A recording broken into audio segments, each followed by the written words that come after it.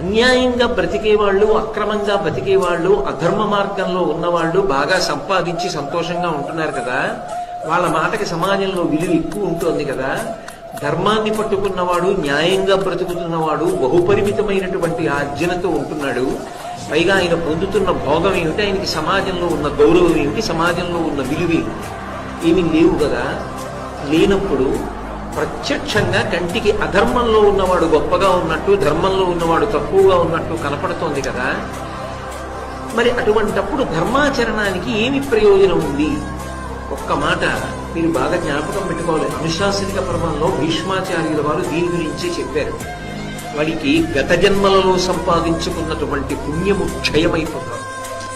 ఈ జన్మలో అధర్మము పాపము తప్ప వాడు చేసిందేం లేదు.